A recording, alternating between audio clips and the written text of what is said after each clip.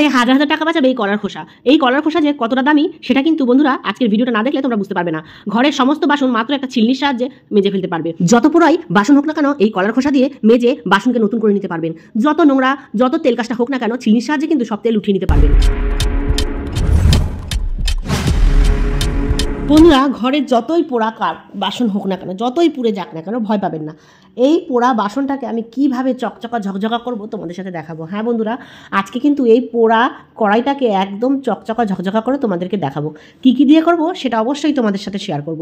সবার প্রথমে বন্ধুরা তোমাদের সাথে বলে দিই, এই পোড়া কড়াইটা পরিষ্কারের জন্য কিন্তু আমি আলাদা করে কিছু কিনবো না। এগুলো কিন্তু সব পুরনো রাখা আমি কিন্তু এই খোসা মোসা সব ফ্রিজে একটা কৌটোতে করে রেখে দিই, আর সেগুলোই কিন্তু দিয়ে আমি এই পোড়া বাসন পরিষ্কার করে দেখাবো। এবার কি কি খোসা দিচ্ছি সেগুলো তোমাদেরকে দেখাই। সবার প্রথমে দেবো কিছু পুরনো লেবু। আমি এই লেবু ছোলকাগুলো কিন্তু কৌটোতে করে ফ্রিজে রেখে দিয়েছিলাম। এবার লেবুর পরে নেব কলার খোসা, তারপরে নেব বেকিং সোডা, তারপরে নেব একটু সার্ফ, তারপরে নেব একটু ভিনিগার, তারপরে নেব একটু গরম জল, আর শেষে নেব 1 চামচ মতন সাদা কলগেট। এই সমস্ত উপকরণগুলো দিয়ে কিন্তু আমি এই কড়াইটা হাত না লাগিয়ে মাজবো। দেখো কিভাবে মাজি। সবার প্রথমে এগুলোকে নিয়ে কিন্তু আমার বসিয়ে দিতে হবে চুলায়। এবার চুলায় যখন ফুটবে দেখবে খুন্তি দিয়ে হালকা নাড়া দিলেই সমস্ত ময়লা বেরিয়ে আসবে। এবার কিভাবে বেরোচ্ছে তোমরাই শুধু দেখো। এবার দেখো বন্ধুরা, তারপরে আমি তোমাদেরকে শেয়ার করব আজকে এই লিকুইডটা দিয়ে আমি কি পরিষ্কার করব। এই লিকুইডটা দিয়ে আমি এই নোংরা গ্যাসটাকে পরিষ্কার করব। সবার প্রথমে দেখো, আজকে খাসির টেংরি তোমরা আগের দিনের ভিডিওতে দেখেছিলে, সেই টেংরি বানানো হয়েছে। তার কারণে কিন্তু আমার গ্যাসের যে ওভেনটা একদম নোংরা হয়ে গেছে আর তেল চিটচিটে, তেল চিটচিটে হয়ে পুরো একদম সেটে রয়েছে। আজকে যে ম্যাজিক্যাল লিকুইডটা আমি বানাবো সেই লিকুইডটা দিয়ে দেখো বন্ধুরা আমি কিন্তু এই তেল চিটচিটে উঠিয়ে নেব। সর্বপ্রথম বন্ধুরা আমি তোমাদেরকে দেখিয়ে দিই আমি আজকে কি জিনিস এই লিকুইড দিয়ে আমি পরিষ্কার করব। সবগুলো জিনিসই কিন্তু লিকুইড দিয়ে আমি পরিষ্কার করব, তার সাথে কিন্তু প্রত্যেকটার সাথে এক একটা করে জিনিস থাকবে। তো তোমরা ভিডিওটা স্কিপ না করে পুরোটা দেখবে। এবার দেখো বন্ধুরা, এই যে নেহারি বানিয়েছি মানে খাসির টেংরি রান্না করেছি, সেই কুকারটাকে দেখো কত তেল চিটটে পড়েছে। দেখো তোমরা, আমি জুম করে তোমাদের দেখাচ্ছি কি অবস্থা আমার প্রেশার কুকারটার। এরপরে তো এই কড়াইটা আছে আর ওই চায়ের বাসনগুলো, আর তারপরে ওই গ্যাসের ওভেন, আর সাথে গ্যাসের এই জিগগুলো, মানে সবগুলো এরকম তেল কাজটা বন্ধুরা, কোনোটা বাকি নেই যেটা এই তেল কাজটা পরে নষ্ট হয়নি আমার জিনিস। তো আমি এই নষ্ট জিনিসগুলোকে কিভাবে পরিষ্কার করব সেটাই আজকে তোমাদের সাথে আমি শেয়ার করব বন্ধুরা। তোমরা ভিডিওটা ভালো করে না দেখলে বুঝতে পারবে না। এবার দেখো, তোমাদের সাথে শেয়ার করেছি যে পুরনো লেবুর ছোলকা, কলার ছোলকা এগুলো আমি রেখেছিলাম। সেইগুলোর মধ্যে থেকে একটা পুরনো লেবু পচে গেছিলো, অল্প মানে কাঁচা ছিল, খারাপ হয়নি একদম, মানে খাওয়া যেত না। এটা দিয়ে কিন্তু টিপসের কাজ করা যাবে। তো ওই লেবুটাকে সিদ্ধ করে নিয়েছি ভালো করে, করার পরে ওইটা কিন্তু বার্নারের মধ্যে ভালো করে মাখিয়ে নিয়েছি। প্রত্যেকটা বার্নালে মানে 3খানা বার্নালেই ওই লেবুটাকে ফাটিয়ে ভালো করে মাখিয়ে নিয়েছি। এরপরে দেখো গ্যাসের নিচটা, মানে গ্যাসের ওভেনের যেই নিচটা, সেই নিচটা কিন্তু অনেক নোংরা হয়েছিল, ওটাকেও আমি পরিষ্কার করে নিয়েছি।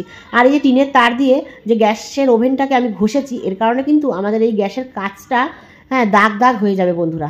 গ্যাসের কাছে তোমরা ভুল করেও যদি পরিষ্কার করে থাকো তার দিয়ে, তাহলে কিন্তু ওই কাচটা কিন্তু গ্লেজ চলে যায় আর কাচের মধ্যে একটা দাগ পড়ে যায়। তো এই কলার খোসা দিয়ে যদি তোমরা কাচটাকে ঘষার পরে মেজে নিতে পারো, মানে তার দিয়ে ধরো মাজার পরে যদি এই কলার খোসাটাকে দিয়ে ডলে নিতে পারো, তাহলে যে কাচের মধ্যে দাগ হবে, মানে ঘিসনি দিয়ে যে ঘিসেছো কাচের মধ্যে যে দাগ হয়ে যাবে সাদা সাদা, সেটা কিন্তু আর হবে না।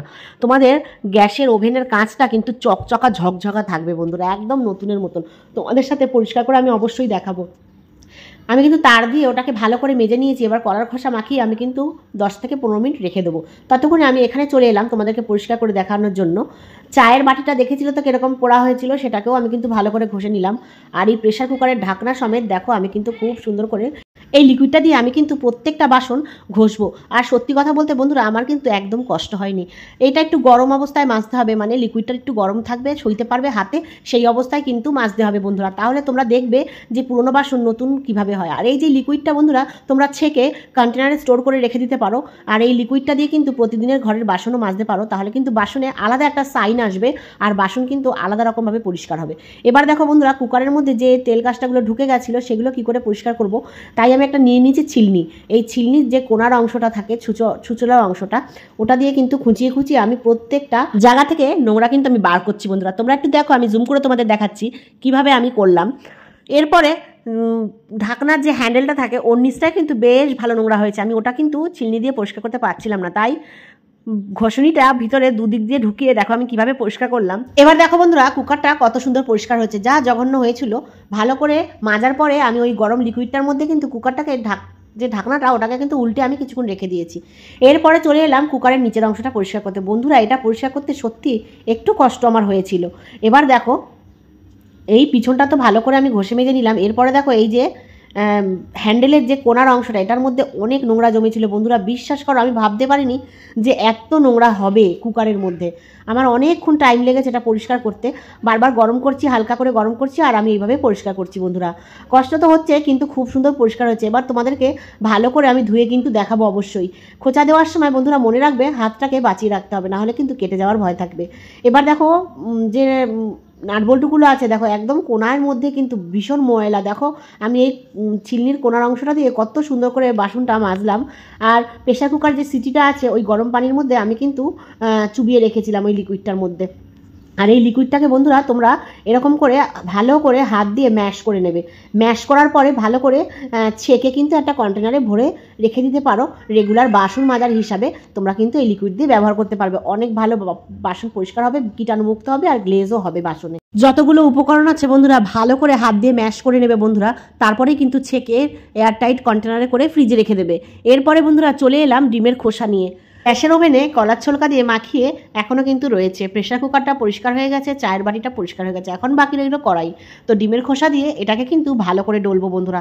এই ডিমের খোসা দিয়ে ডলাতে কড়াইয়ের মধ্যে যে লাল একটা লেয়ার পড়ে যায় আমাদের রান্না করতে করতে, দেখবে লাল কিংবা হলুদ একটা লেয়ার পড়ে যায় কড়াইয়ের মধ্যে রান্না করলে।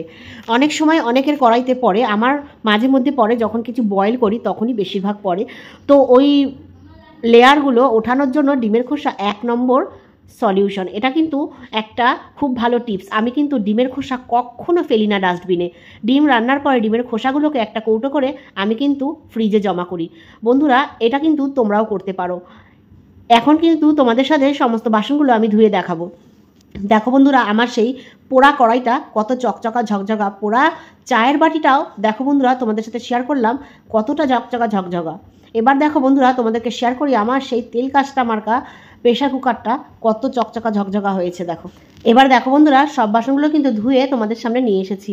এবার ধোয়ার পরে দেখো একটাও তেল কাজটা নেই। তোমাদের সাথে এবার গ্যাসের ওভেনটাও আমি দেখাই কীরকম পরিষ্কার হয়েছে। কুকারটা তো দেখলেই, চায়ের বাটিটাও দেখলে, কড়াইটাও দেখলে কীরকম চকচকা হয়েছে। তোমাদেরকে কিন্তু বন্ধুরা আমি যেই টিপসগুলো নিজে ব্যবহার করি সেগুলোই কিন্তু তোমাদেরকে দেখাই। কত সুন্দর বাসনটা পরিষ্কার হয়েছে বন্ধুরা, আমি ভাবতে পারিনি যে এইরকম পরিষ্কার হবে। এবার দেখো ওভেনটা কত সুন্দর পরিষ্কার হয়েছে। বন্ধুরা তোমরাও কিন্তু ছোট ছোট এরকম টিপস ফলো করলে তোমাদেরও ঘরের জিনিসগুলো কিন্তু এরকম যত্নে থাকবে বন্ধুরা। হ্যাঁ বন্ধুরা যত্নে থাকবে। তোমরা অবশ্যই আমাকে কমেন্টের মাধ্যমে জানাবে এরপরে নেক্সট ব্লগে তোমরা কোন টিপসটা জানতে চাও। আর তোমাদের যাদের যাদের টিপস আমার কাছে জমা হয়েছে দেখতে চাও সেগুলো অবশ্যই খুব তাড়াতাড়ি প্রেজেন্ট করব। তো ভিডিওটা ভালো লাগলে লাইক কমেন্ট করে পাশে থাকবে।